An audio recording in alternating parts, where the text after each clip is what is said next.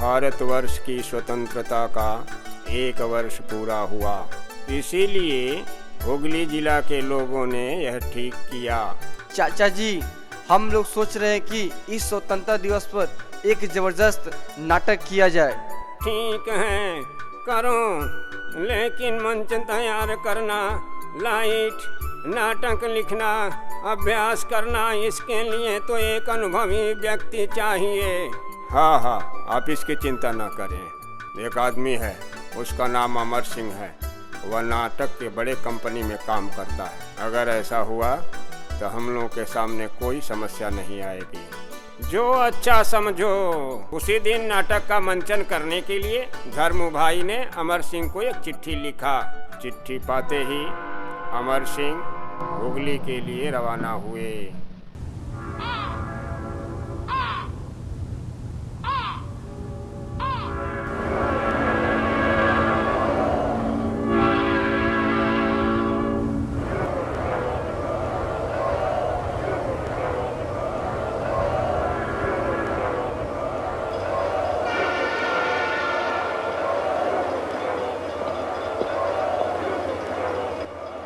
सिंह जी, आपको रास्ते में आने में तो कोई परेशानी नहीं न हुआ? कैसे हो धर्मू?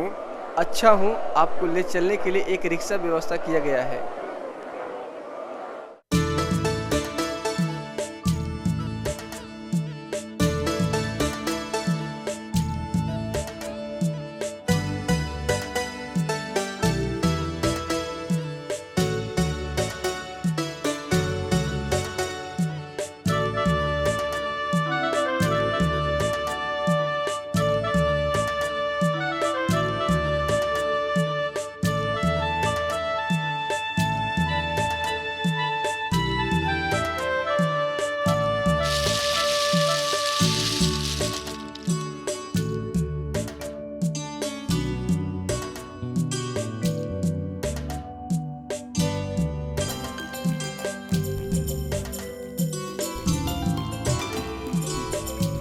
यह देखो, नेताजी बोस का नाटक तैयार है। अब अभ्यास करना होगा। तो ठीक है, आज ही शाम से रिहर्सल का तैयारी किया जाए। वहाँ नहीं। तो फिर? आते समय रास्ता के किनारे जो बड़ा घर देखे थे, वहाँ अभ्यास करना कैसा होगा? तो बाप रे बाप, वो तो भूत का ही डेरा है। अरे वो तो कंजूस रामचंद्र का घर है। वो तो मर चुका है, लेकिन आज भी भूत बन के पहरा करता रहता है घर में। वाह, तब तो बहुत अच्छी बात है। इसी सौभाग्य से भूत का भी दर्शन हो जाएगा। मेरे रहते भूत तुम्हारा बाल भी बांका नहीं कर पाएगा। अगर तुम लोग चाहो तो हो जाएगा। हाँ, राजी राजी।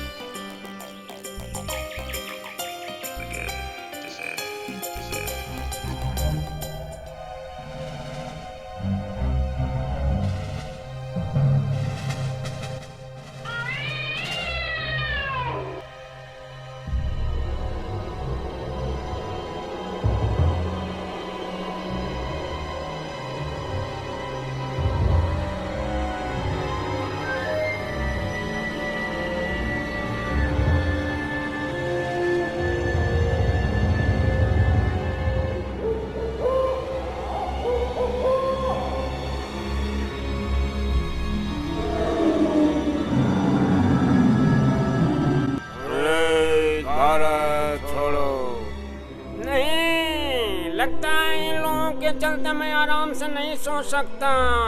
रुको, अब मैं मजा चखाता हूँ। अरे तुम लोग कौन हो जी? इस तरह मेरी शांति भंग क्यों कर रहे हो? तुम कौन हो भाई? हम लोगों को विरक्त करने क्यों आए हो? तुम देखते नहीं हो, जानते नहीं हो मैं कौन हूँ? कौन हो? इस घर का मालिक हूँ मैं, रामचरण यादव नाम है मेरा। तुम तो कभी के मर के भूत हो गए हो, अभी भी दखल करके बैठे हुए हो। धीरे धीरे भगो यहाँ से, नहीं तो तुम्हारे सामने राम नाम जपूंगा।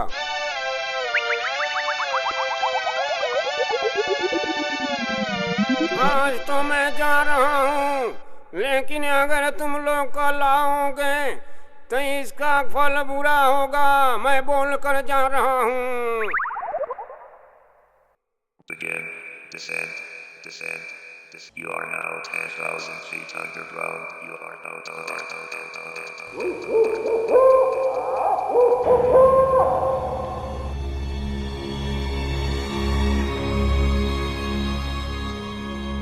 ये तो आजम की बात है, आज फिर ये लो चिल्लाना शुरू कर दिया।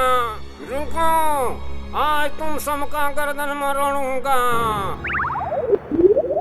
अंग्रेज भारत छोड़ो, अंग्रेज भारत छोड़ो, अंग्रेज भारत छोड़ो। अरे तुम लोग अच्छी तरह मेरा घर छोड़ोगे कि नहीं, बोलो तो। रामचरण घर छोड़ो, रामचरण घर छोड़ो। अरे दोस्त, तुम लोगों का साहस तो कम नहीं है, तुम लोग मुझे ही अपना घर छोड़ने के लिए कह रहे हो। रुको, अब मैं तुम लोगों को मजा दिखाता हूँ। अरे बूढ़ा भूत, प्रेम से इस घर को छोड़ के जाओगे कि अपना हाथ पांव तलवार से कटवाओगे? तुम्हारा हाथ पांव काटकर जलाकर राख बना दिया जाएगा, तुम समझे? नहीं नहीं, मैं किसी तरह से इस घर को नहीं छोड़ूंगा। तब देखो मजा। अरे बाप रे, अरे तुम अभी जाते हो कि तुम्हारा धड़ सिर से अलग करना होगा। अरे बाप रे बाप। उसके बाद से ही उस भूतहा घर का नाम सदा के लिए समाप्त हो गया। देखिए गोपाल भांड, ये है गोपाल भांड।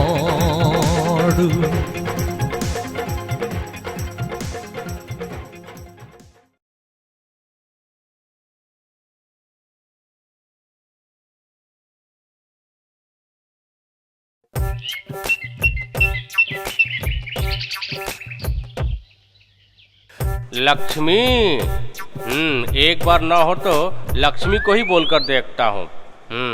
लक्ष्मी, ओ लक्ष्मी, सुनती हो? ओफ, इतना चिल्ला क्यों रहे हैं? आ रही हूँ, रुकिए, आ रही हूँ। हाँ, जरा इधर सुनो ना। ओफ, पूरा घर सर पे उठा रखे हैं, क्या हुआ है बताइए। इस ठंड में गरम गरम हलवा खाने का मन कर रहा है, तुम अपने हाथों से बनाकर खिलाओगी क्या? हाँ, यही बात सुनने के लिए मुझे यहाँ आना पड़ा। थोड़ा जोर से बोल देते तो क्या हो जाता, कुछ बिगड़ जाता या पहाड़ गिर जाता? क्या गुस्सा हो गई क्या? नहीं नहीं नहीं, गुस्सा क्यों होंगे, आप मेरे पति हैं, आप खीर खाना चाहते हैं, अगर आपको नहीं खिलाएंगे तो मेरा अहित होगा ना। तो फिर देर मत करो, जल्दी से हलवा बना दो, क्योंकि मुझे राज्यसभा की ओर शीघ्र जाना है। हाँ, ये लीजिए, बना दीजिए, जल्दी से बोलने से हो गया। घर में तो सिर्फ चावल है, दूध और चीनी, जब तक नहीं आएगा तो खीर कैसे बनेगा, और खीर नहीं बनेगा तो आप खा के कैसे जाइएगा राज्यसभा में, बताइए, जल्दी से ले आइए। ठीक कर रही हो तुम, ठहरो ठहरो, मैं अभी दुकान से दूध और सूजी लेकर आता हूँ। ठहरो ठहरो, समझ रही हो? ठीक है, जाइए लेके आइए, तब तक मैं चावल साफ कर लेती हूँ, ठीक है? वही करो वही करो वही करो।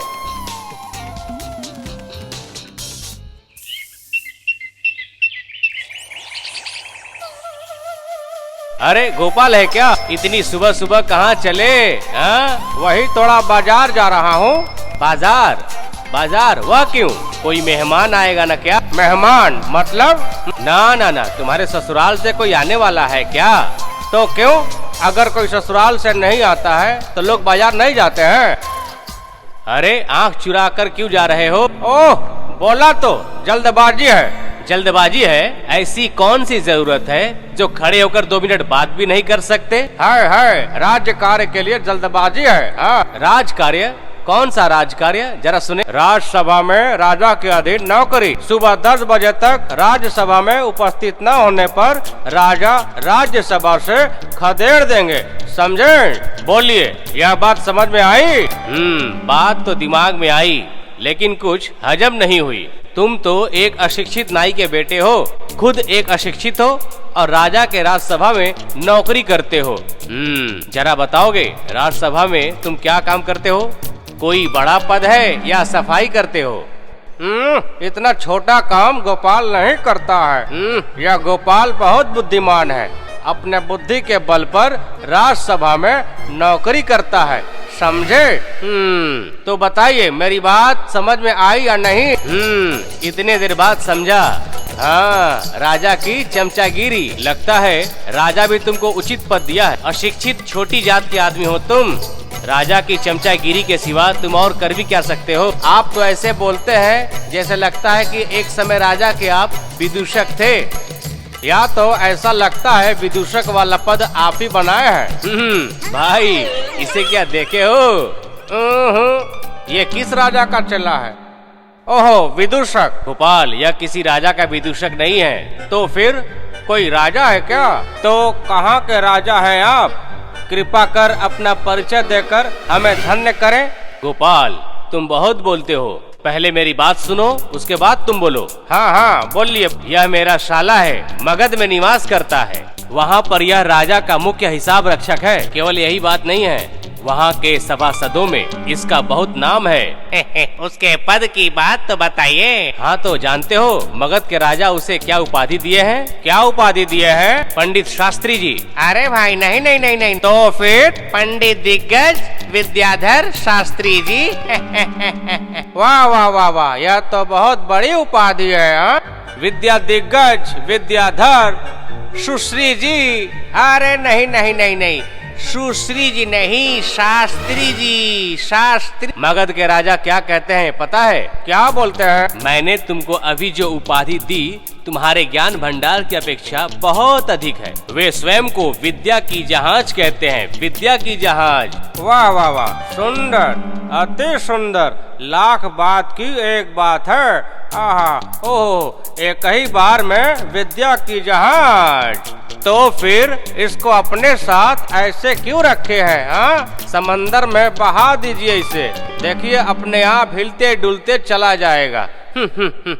जितना सब पागल, समय नष्ट किया। यह देखो, वो पागल है न क्या? नहीं, छोटे लोग वैसे ही होते हैं। चलो शाला जी।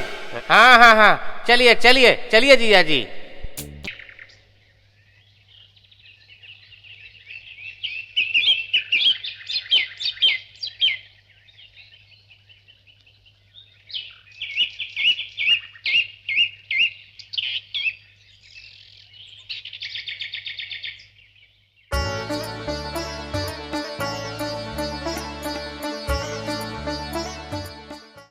रतन ठाकुर जब एक तारा बजाकर गीत गाते हुए जाता है तो इतना अच्छा लगता है ना। जो बोले हो सही बात है। गीत के सुर और एक तारा के मधुर शब्द से मन प्राण तृप्त हो जाता है। एक तारे की तिड़िंग बिड़िंग आवाज हमें बिल्कुल नहीं सुभाती है। अगर आवाज सुननी है तो सितार की सुनो, कितनी मधुर आवाज। फालतू मत बोलो तो, आवाज बीड़ा की होती है। वह जो हमारे घर के पास वाला बलमाली है बीड़ा बजाता है, सही में एकदम मन प्राण जुड़ा जाता है। हाँ, दूर दूर सबसे अच्छी आवाज तानपुरे की होती है। हमारे जीजा जी के घर के पास यादव जी है ना, जो माँ सरस्वती की इतनी अच्छी वंदना गाते हैं कि सुनते सुनते मन प्रसन्न हो जाता है। हाँ, एकदम ओहो आहा। इस समय भी वह बात याद करने से आंखों में आंसू आ जाते हैं। आहा, क्या बताऊं। आहा, ओहो। अच्छा, तानपुरा। तानपुरा, वो जिसकी आवाज पे पे पे पे इतनी फालतू होती है कि जैसे लगता है आपस में चिड़िया लड़ रही है। चुप रहो, फालतू बोलते हो। तानपुरे की आवाज तुम्हें बिल्लियों का झगड़ा लगता है। वाद्य यंत्रों के बारे में तुम्हें थोड़ा भी ज्ञान है? उल्टा सीधा बोलते रहते हो। जो जानता हूँ, जितना समझता हूँ, उसी समझ से बोल रहा हूँ। ये सब लेकर आपस में झगड़ा मत करो, केवल पता लगाओ कि किस वाद्य यंत्र का शब्द संसार में सबसे मधुर होता है। लेकिन भारत में ही तो कितने प्रकार के वाद्य यंत्र हैं, कितनों के पास तो विभिन्न प्रकार के अनेकों यंत्र रहते हैं। हाँ सही तो, जैसे तुम्हारा एक तारा, बीड़ा और उसका तानपुरा और मेरा सितार। हाँ, तब कौन बताएगा किस वाद्य यंत्र का शब्द सबसे मधुर होता है? सुनने में सबसे अधिक मधुर तो सुना हूँ कि हम लोगों का ये गोपाल नाई का बेटा होकर भी बहुत बुद्धिमान है। गांव की छोटी बड़ी समस्याओं का समाधान वह खुद करता है। चलो ना उसी के पास जाकर पूछते हैं। हाँ, यही चलो, अच्छा होगा। अच्छा होगा।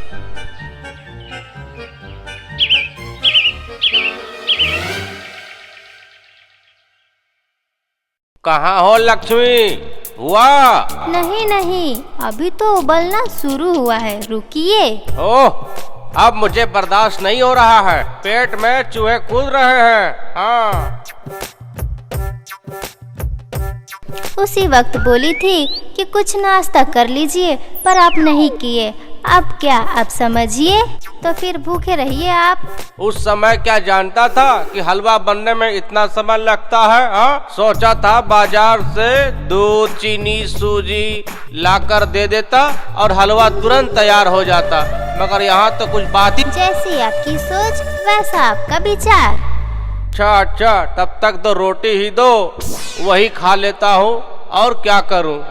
वो नहीं है, मैं खा ली। तब घर में कुछ नहीं है? गोपाल, ओ गोपाल, घर में सोए हो क्या? सुनिए, कोई आ रहा है, मैं अंदर जा रही हूँ। तैयार हो जाए तो मुझे बुलाओगी। ठंडा होने पर सूजी का हलवा मुझे अच्छा नहीं लगता। हाँ ठीक है ठीक है।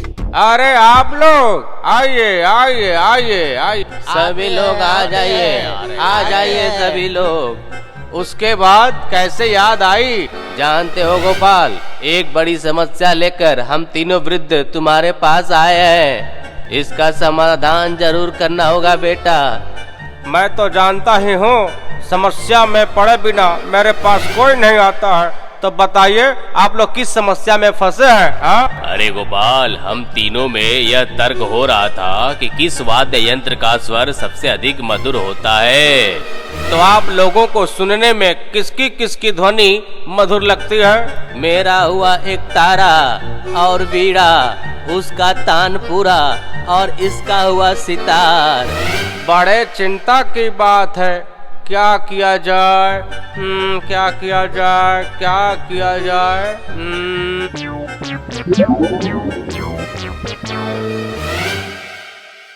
यह देखो पैसा गिर गया, पैसा गिर गया। हाँ, नहीं, यह पैसा मेरा है। नहीं, यह पैसा मेरा है, मेरी ही जेब से गिरा है। आप लोग देखे तो खुद ही किस प्रकार से अपनी समस्या का समाधान कर लिए। हाँ? आप लोग समझ नहीं पाए। एक सामान्य पैसे की आवाज सुनकर किस प्रकार से छोटे बच्चों जैसे अपनी मानसिकता छोड़कर आपस में एक दूसरे का सिर फोड़ने के लिए तैयार हो गए। केवल यही नहीं, इस सिक्के की आवाज कान में जाते ही आप लोगों का ध्यान उधर चला गया। इसलिए कहता हूँ कि संसार में पैसे की आवाज सबसे अधिक मधुर होती है। हाँ। गोपाल, तुम शायद भूल गए कि हम लोग वाद्य यंत्रों के शब्द के बारे में पूछने आए थे। वाद्य यंत्र क्या है आप लोग जानते हैं? वाद्य यंत्र का मतलब ना, वाद्य क्या? ठीक है, तब सुनो। जब किसी निर्जीव वस्तु को किसी दूसरी वस्तु द्वारा चोट पहुंचाई जाए तो उससे एक मधुर आवाज निकलती है। जिस वस्तु से आवाज निकलती है उसे वाद्य यंत्र कहते हैं, समझे? इससे प्रमाणित हुआ कि पैसे की आवाज सबसे मधुर होती है, जिसको आप लोगों ने खुद ही साबित करके दिखा दिया। और रही चोट करने की बात, यदि आप लोग चाहें तो जमीन पर भी कुछ गिराकर आवाज उत्पन्न कर सकते हैं। नहीं तो दो मुद्राओं को आपस में टकरा कर भी आप लोग आवाज उत्पन्न कर सकते हैं। तो बोलिए महाशय मित्रों। हाँ गोपाल, तुम सचमुच तर्क संगत सही जवाब दिए हो। हो गया खीर तैयार। अरे बुढ़ी लोग अभी तक बैठ के बातें कर रहे हैं, कैसे मैं बुलाऊं उनको? उफ, क्या करूं? हाँ, मैं तो पहले ही कहा था गोपाल के पास इतनी बुद्धि है कि वह समस्या का समाधान तुरंत कर देगा। यह तो ठीक है, एकदम यह तो ठीक है। कल्याणी की घटना आप सुने थे ना, जहाँ नेताजी हिंदी विद्यालय में शिक्षकों एवं विद्यालय समिति के साथ जो द्वंद्व हुआ था, गोपाल उसको चुटकी बजाकर हल कर दिया था। यह सब तो आप लोगों की कृपा है, इसके साथ मेरे स्वर्गीय माता पिता का आशीर्वाद है। लगता है आपकी श्रीमती बुला रही है। नहीं नहीं, मुझे क्यों बुलाएगी? वह सुनो, फिर से चूड़ी की खनखन, बोला ना बुला रही है। अरे बुला रही हो? हाँ। अरे क्या हुआ? होगा क्या, मैं बोल रही हूँ होगा क्या। खीर चाची आपका अंदर इंतजार कर रही हैं, उनके आने में ज्यादा समय नहीं लगा है। और हाँ, जल्दी से आइए वरना वो जुड़नपुर चली जाएंगी, वो सिर्फ आपसे मिलने के लिए बैठी हैं। नहीं नहीं, उनको और थोड़ा इंतजार करने को बोलो। नहीं नहीं, मैं अभी आ रहा हूँ। जुड़नपुर जाने के पहले मैं उनको उदरगढ़ भेजना चाहता हूँ। तो फिर जल्दी से आइए। आप लोग थोड़ा इंतजार करें, मैं अभी आ रहा हूँ। क्या हुआ लक्ष्मी, सूजीराम कहाँ है? अजी खीर चाची नहीं, बैठिए बैठिए, मैं जल्दी से आपको परोस देती हूँ वरना ठंडा हो जाएगा। लगता है यादव जी इसी में घूम रहे हैं। ठीक है ना, अब मैं इसको उदरगढ़ भेजता हूँ। जैसे आपकी मर्जी। वाह वाह वाह, चमत्कार, बहुत स्वादिष्ट हुआ है लक्ष्मी। देखें कैसे तरकीब से मैं आपको बुलाई, वरना कैसे खा पाते गरम गरम खीर। वह तो ठीक है, तुम्हारी बुद्धि प्रशंसनीय है, लेकिन किसकी पत्नी हो यह भी तो देखना होगा। क्या बात है, कुछ समझे? उदरगढ़, जुड़नपुर, इस तरह के शब्द तो मैं अपने बाप दादा के मुंह से भी नहीं सुना था। रुको रुको, गोपाल के आते ही पता चल जाएगा। आप लोग इतनी देर बैठे, क्षमा कीजिएगा। अरे नहीं नहीं नहीं, तुम राज कर्मचारी हो, तुम्हारे कंधे पर कितना बोझ होगा, उसी बोझ के चलते तो तुम अंदर गए थे। गोपाल, उदरगढ़, जुड़नपुर, हलवा चाचा, ये नाम तो मैं कभी नहीं सुना। और सूजीराम महाशय कौन है? इन सारे नामों का संबंध किसी क्षेत्र विशेष से है और सूजीराम महाशय ही उन क्षेत्रों में जाने की क्षमता रखते हैं। अरे अरे अरे, बातों में इतनी देर हो गई, हमें राजसभा जाना था। हाँ हाँ ठीक ही है, बहुत देर हुई, चलो हम लोग भी चलते हैं।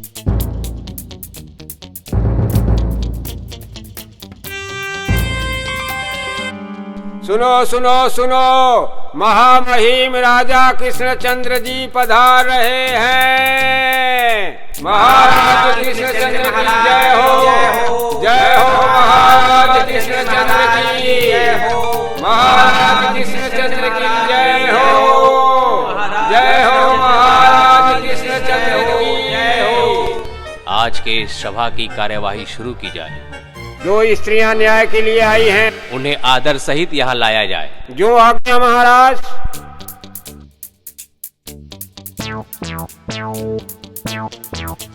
प्रणाम महाराज। महाराज, राजसभा में आने का समय निकल गया, लेकिन अभी तक गोपाल नहीं आया। गोपाल, तुम्हें इतनी देर क्यों हुई? जी, आज भोजन बनने में देर हो गई इसलिए। तो फिर कल? पैर में मोच आई थी इसलिए। गत परसों? गोपाल का बहाना तो लगा ही रहता है। कल से प्रातः 10 बजे के अंदर प्रत्येक राज्यसभा सदस्य को प्रवेश करना अति आवश्यक है। जो आज्ञा का पालन नहीं करेंगे उसे राज्यसभा से निकाल दिया जाएगा। जो आज्ञा महाराज।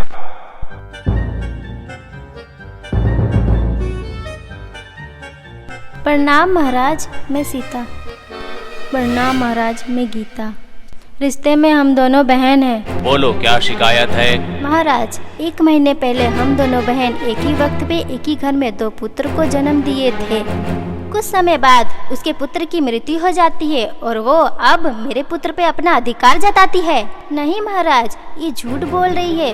पुत्र इसका मरा है, मेरा नहीं। क्या तुम लोग अपनी संतानों की पहचान के लिए कोई विशेष निशान बता सकती हो? हाँ महाराज, मेरे पुत्र के पीठ पे एक काला तिल है। हाँ महाराज, मेरे पुत्र के भी कान के नीचे एक छोटा सा तिल है। महामंत्री, इन दोनों की बातों में कितनी सत्यता है पता किया जाए। जो आज्ञा महाराज। महाराज, इन दोनों की बातों में ही सत्यता है। महाराज, आपके पास इतना विलक्षण बुद्धिमान अनुचर रहते भी आप स्वयं इतना चिंतित क्यों हैं? इस जटिल विचार का दायित्व आप उन्हें ही दें। क्या गोपाल, सकोगे? जरूर, तब देखो। जो आज्ञा महाराज। अच्छा, तुम दोनों का कहना है कि यह पुत्र मेरा है, यही तो? जी हाँ। तुम दोनों ही इस बच्चे को मांगती हो? हाँ, चाहिए। यदि बराबर बराबर 2 टुकड़े कर तुम दोनों को दूं तो कोई आपत्ति है? मुझे नहीं है, मुझे है। लेकिन तुम्हारी आपत्ति से कोई फर्क नहीं पड़ता। लेकिन मेरे हिसाब से तो सीता का समर्थन है। जल्लाद, जल्लाद, हुकुम। इस बच्चे के 2 बराबर बराबर टुकड़े कर दिए जाएं और एक एक टुकड़ा सीता और गीता को दे दिया जाए। जो आज्ञा। दया कीजिए, दया कीजिए, आप इतना कठोर मत होइए। उसका पुत्र उसका ही रहे। मैं वादा करती हूँ कभी भी मैं उसके ऊपर अपना अधिकार नहीं जताऊंगी। लेकिन मेरा एक विनती सुन लीजिए, इस शिशु को मत मारिएगा। महाराज, मेरा फैसला समाप्त हो गया। बच्चे की असली माँ गीता है, सीता नहीं। यह कैसे? गीता तो अपने मुंह से खुद बोली कि हर एक माँ चाहती है कि उसकी संतान निरोग, बलवान और दीर्घायु हो, जबकि सीता बच्चे का एक टुकड़ा लेने के लिए राजी है और वहीं गीता अपनी संतान को बचाने के लिए अपने मातृत्व का अधिकार छोड़ने के लिए भी तैयार है। तो आप खुद ही समझ लीजिए कि यह बच्चा किसका है। महाराज, सीता, इसकी बात क्या सत्य है? सही सही बोलोगी, अन्यथा तुम्हें मृत्यु दंड दिया जाएगा। हाँ महाराज, ये व्यक्ति सत्य बोल रहा है। ये पुत्र मेरा नहीं, मेरी बहन गीता का है। जन्म के साथ साथ मेरे पुत्र की मृत्यु हो गया और मैं ईर्ष्या के वजह से अपनी बहन का पुत्र अपना पुत्र कह रही थी। मुझे माफ कीजिए महाराज, ऐसी गलती कभी नहीं होगी। ठीक है, इस बार क्षमा कर दिया गया, लेकिन याद रखना भविष्य में फिर ऐसी गलती मत दोहराना। ठीक है, जाओ। गीता, तुम अपनी संतान को लेकर वापस जाओ। जैसी आपकी आज्ञा महाराज। सचमुच गोपाल, तुम धन्य हो, तुम्हारा न्याय भी धन्य है। यह सब आपकी कृपा है महाराज। आता होता आधा बोरा। तो सारे लड़कों, तुम लोग जरूर जानते हो कि पतंग कैसे बनाए जाते हैं। ठीक है, ठीक है। तो फिर भोदू बाबू, जरूर तुम भी बना पाओगे। हाँ सर, बनाने सकेंगे। अरे हाँ सर, इस पतंग को हम भी बना सकते हैं सर। जब मैं तुमसे पूछूंगा तब तुम जरूर बताना, समझे? बदमाश कहीं के। बैठ जाओ तुम अभी और अपना पतंग मन लगा कर बनाओ। ठीक है सर। तो फिर मैं चलता हूँ। तुम लोग अपने अपने पतंग को कन्नी बांधकर एक साथ मिलकर मैदान में आ जाओ। किसका पतंग कितनी ऊंचाई पर है वही देखकर मैं नंबर दूंगा। ठीक है सर, ठीक है सर, ठीक है। यही मैं बोल कर जा रहा हूँ, ठीक है? वो बदमाश हादा अभी तक नहीं आया, ऐसा क्यों? अरे सर, हमको तो पता नहीं, हम तो पहले आ गए कि भोडू कहाँ है। हाँ सर, देखिए सर, मैं आ गया हूँ सर। अब तुम लोग अपने अपने पतंग उड़ाओ। मैं उस ब्रिज के नीचे बैठकर देखता हूँ किसका पतंग कितना ऊपर है, वही देखकर मैं नंबर दूंगा। ठीक है सर।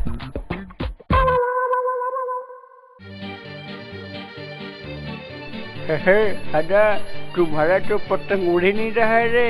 अरे कैसा पतंग है तेरा कि बार बार नीचे आ रहा है। बेसी तुम बात मत बोला करो भोदू, तुम अपना काम किया करो। अरे पहले साल में तेरे को तो लड्डू मिला था, बिल्कुल 0-0। ओ तुम बहुत अहंकार फुल रहे हो ना। देखो मैं तुम्हें कैसे मजा सिखाता हूँ मैं। हमारा पतंग तेरा पतंग का इस बार देखो कैसे जान ले लेता है। अरे हटा मेरा पतंग से तुम अपना पतंग हटाओ। क्यों रे भोदू, डर गया क्या रे?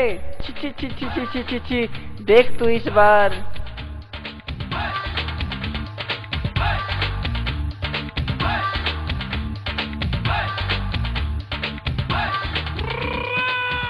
अरे हटा, तुम ये ठीक काम नहीं किया, तुम मेरे पतंग को काट दिया है हटा। अरे पतंग बनाना तो जानता है सभी कोई, लेकिन उड़ाना तो जानना पड़ता है ना।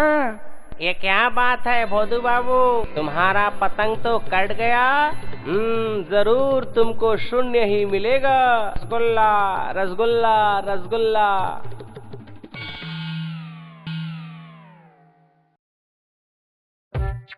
अब भोदू तुम इस बार क्या बना रहे हो? पतंग पतंग पतंग भला ऐसा होता है क्या भोदू? अरे हटा, इसको बॉक्स पतंग बोलते हैं, तुमको क्या पता है? ये बात है, ये पतंग कैसे उड़ते हैं? अच्छा तो ठीक है, आज मैदान में आ जाना तब देखोगे। ठीक है ठीक है, अभी तो मैं चलता हूँ। ठीक है, तो मैदान में ही देखा होगा क्या?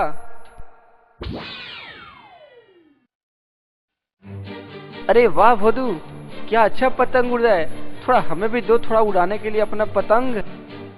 अरे तब तुम यहाँ पे आओ, अभी तुम देखते ही जाओ देखते जाओ ये मेरा बॉक्स पतंग का खेल ये कैसे उड़ता है। सीना पे गिर गिर। अरे अरे अरे अरे भोदू, तुमने क्या कर दिया? निकालो मुझे बाहर, निकालो यार। अरे यार क्या कर दिया भोदू, तुम क्या कर रहे?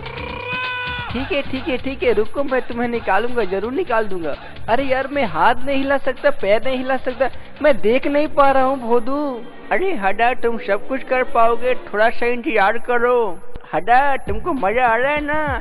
तुम बहुत हमको परेशान किया था पतंग जब उड़ा रहे थे, तो अभी कैसा लग रहा है तुमको? अच्छा लग रहा है कि नहीं लग रहा है? बहुत तुम चालाक बनते हो। अरे हटा, सीधा चलते ही परीक्षा में हमको 0-0 ही मिला था, अभी तुमको तो मजा सिखाऊंगा। अरे रुक जा और रुक जा, थोड़ा सा आधा और रुक जा और रुक जा। अरे भोतू तुम क्या सोच रहा है, क्या कर रहा है? तुम मुझे यहाँ से जल्दी बाहर निकालो ना, जल्दी। अरे वही तो मैं व्यवस्था कर रहा हूँ, तुम रुक तो सही। ये ले देख। अरे बाप रे बाप, इतना तेज से मुझे कौन खींच रहा है रे भोतू? अरे बाप रे बाप, अरे भोतू मुझे देखना, बचाना भोतू, एक कौन खींच रहा है भोतू? अरे बाप रे बाप। अरे हटा, समझ में आया ये बॉक्स पतंग का कमाल। अरे हटा, तुम ये बॉक्स पतंग के साथ साथ तुम चांद की तरफ चले जा, और मैं सबको बता दूंगा स्कूल में कि तुम चांद की तरफ गया है। हटा, तुमको चिंता करने कोई बात नहीं है। टाट टाट टाट। अरे भोदू मुझे उतारना मुझे उतारना भोदू, उतारना। अरे भोदू मुझे नीचे उतार दो ना भोदू, अब तेरा मैं पतंग नहीं काटूंगा भोदू, तुमको परेशान भी नहीं करूंगा भोदू, उतार देना मुझे भोदू।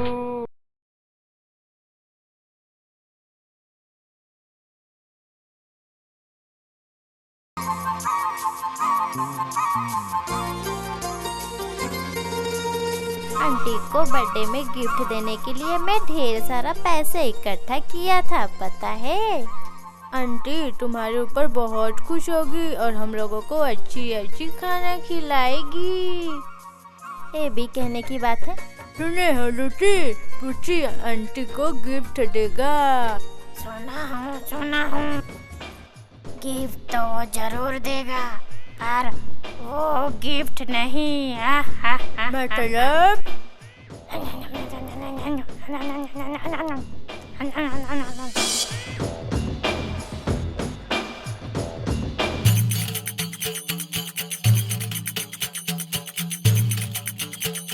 आंटी के लिए जो गिफ्ट लाया हूँ इस टेबल पर रख देता हूँ।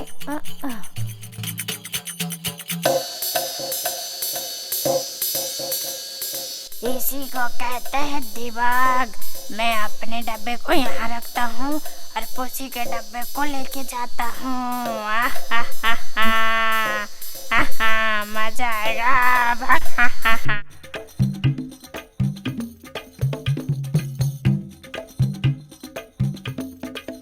हेलो हेलो हेलो, सुन रहे हो? मजे के दृश्य देखने के लिए तुम जन्मदिन में जरूर उपस्थित रहना, ठीक है? जल्दी आ जाना टाइम पे।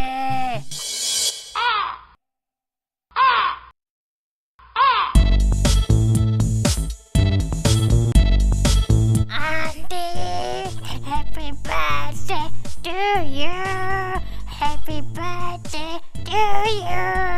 Aunty, happy birthday to you. Aunty, मेरे तरफ से एक गिफ्ट स्वीकार कीजिए। लीजिए लीजिए आंटी, लीजिए, ये मेरा गिफ्ट लीजिए। क्या है, दिखाओ क्या है? अरे तुम देख रहे हो, वो बैग तो हम लोग खरीदे थे आंटी के लिए, लेकिन वो लूसी और उसी के पास कैसे गया? वही तो मैं सोच रहा हूँ, अचंभव की बात है। तो गिफ्ट तो बहुत सुंदर है लूसी, मुझे बहुत पसंद आया। हाँ, बीच बीच में तुम लोग अच्छे काम भी करते हो। लूसी, दिखाओ तुम क्या लेके आए हो मेरे लिए। हाँ आंटी, ए लीजिए। कहाँ है, दिखाओ दिखाओ।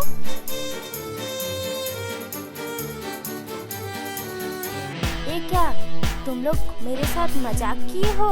रुको, अभी बताती हूँ तुम्हें।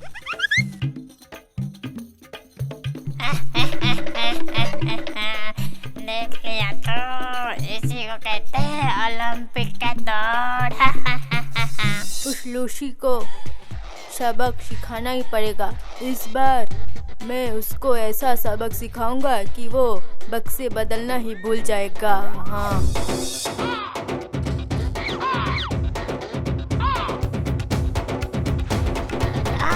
याद है ना, उसी कैसे दौड़ रहा था, मस्त ना। जिसे कहते हैं गधों की दौड़।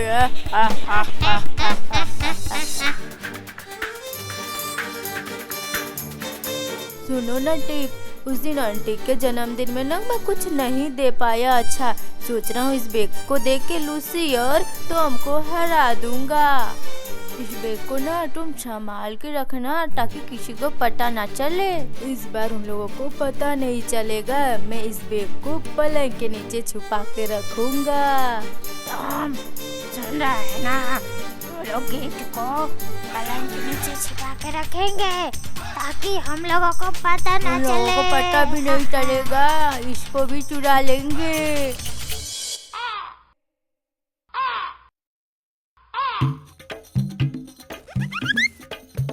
गुड मॉर्निंग आंटी, ये लीजिए, मैं आपके लिए गिफ्ट लाया हूँ। उस दिन पूछी आपको खाली डब्बा दे के दुखी कर दिया था ना, इसीलिए मैं आपके लिए एक अच्छा गिफ्ट लाया हूँ। लीजिए लीजिए आंटी जी, लीजिए।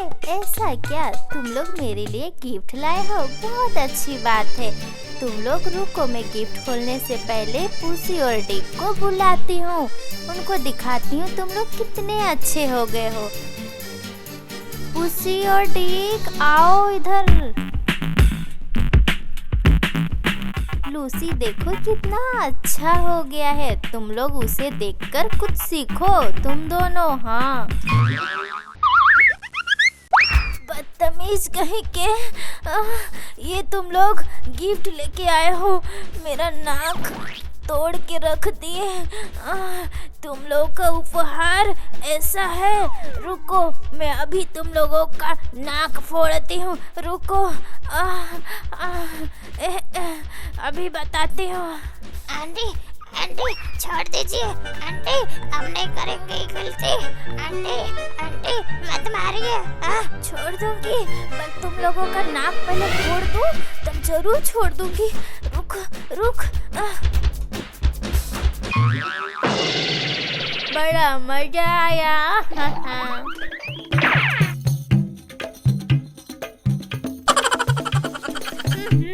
इसी को को कहते हैं बक्से की रहस्य।